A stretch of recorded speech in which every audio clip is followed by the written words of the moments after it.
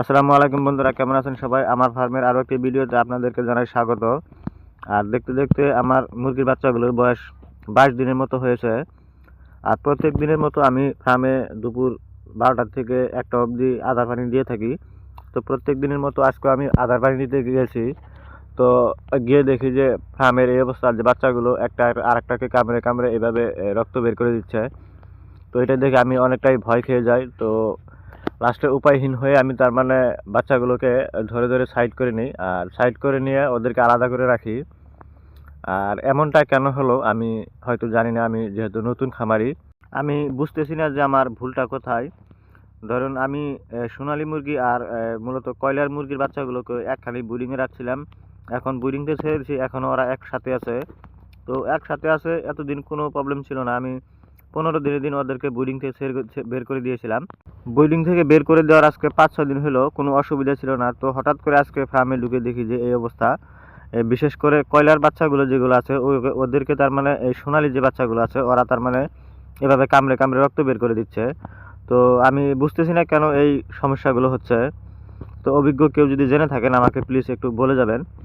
আর এদেরকে ধরে আমি সাইড করে নিচ্ছি, আর সাইড করে নিয়ে ধরুন আমি যতটুকু পারি এদেরকে ঘরোয়া যে চিকিৎসা আছে তো সেই চিকিৎসাটা আমি করতেছি। আর ঘরোয়া চিকিৎসা বলতে যে এদের যে জায়গাটা কামড়ে রক্ত বের করে দিয়েছে ওই জায়গাটাতে আমি হলদির গুঁড়া লাগিয়ে দিচ্ছি। আর জানি না হলদির গুঁড়া ঠিক হবে না নাই কী লাগাতে হবে। তো বর্তমানে আমার হাতে কিছু নেই, সেই জন্য আমি ঘরোয়াভাবে আমি যে হলদি আছে যে সেই হলদিটা লাগিয়ে দিচ্ছি। জানি না কী হবে, ঠিক হবে না কী হবে। আমার যতটুকু মনে হচ্ছে যে কয়লার মুরগি আর সোনালী মুরগি কখনো একখানে রাখতে নেই, আর একখানে রাখলে এই অবস্থা হবে। আর কি বলবো যে এরাও নিজেরাও কামড়াকামড়ি করতেছে, যেহেতু রক্তটা বের হয়ে গেছে তার জন্য এরাও কামড়াকামড়ি করতেছে। তো তারপরে আমার মনে হইতেছে যে বিশেষ করে সোনালী মুরগিগুলো কোনো অসুবিধা হয়নি, এই কয়লার মুরগিগুলোকে বেশি কামড়িয়েছে। তো সেই জন্য আমার মনে হচ্ছে যে কয়লার মুরগি আর সোনালী মুরগি কখনো একখানে রাখতে নেই, আর একখানে রাখলে হয়তো এরকম সমস্যা হবে।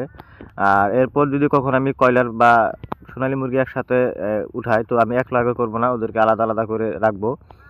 এবারের জন্য যে ভুল হয়ে গেছে সেটা হয়ে গেছে, আর নেক্সট টাইম এরকম ভুল করবো না। আর তারপর দেখি এদেরকে কি ওষুধ লাগালে ভালো হবে। এদিক ওদিক থেকে আপনারা যদি কেউ জেনে থাকেন প্লিজ বলবেন আমাকে, এই ভিডিওটা দেখে কমেন্টের মাধ্যমে বলবেন। প্রথমে আমি ভাবছিলাম যে এই ভিডিওটা আমি করব না।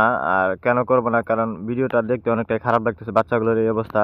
তো আবার পরে ভাবলাম যে এই ভিডিওটা যে মানুষকে দেখাবো না, আমি তো সব ভালো ভিডিও দেখাই, তাহলে খারাপ ভিডিওটা না দেখালে মানুষ তার মানে যদি আমার এই ভিডিও দেখে যদি ফার্ম করার ইচ্ছা জাগে তো তাহলে সে বড় ধরনের লস খেয়ে উঠবে। তো সেই জন্য যদি সমস্যা আছে তো সমাধানও আছে। তো সেই জন্য আমি দেখাচ্ছি যে এইবার এইরকম সমস্যা 22-23 দিনে এরকম সমস্যা দেখা দেয়, তো এর কি সমাধান আছে, তো সমাধানও আমি বিচরে বার করব।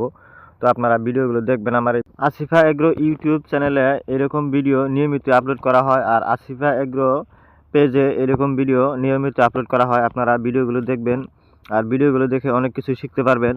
আর যদি ফার্ম করার ইচ্ছা আছে তো এই ভিডিওটা আপনার জন্য অত্যন্তিক দরকারি।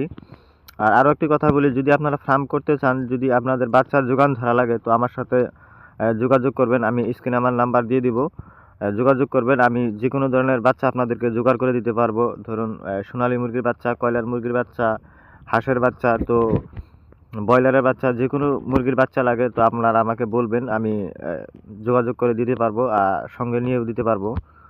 আর আমার ভিডিওগুলো দেখে যদি ভালো লাগে প্লিজ আমার এই চ্যানেলটি সাবস্ক্রাইব করে রাখবেন, আর আমার এই ফেসবুক পেজটি ফলো করে রাখবেন। আসসালামু আলাইকুম রাহমাতুল্লাহি ওয়া বারাকাতুহু।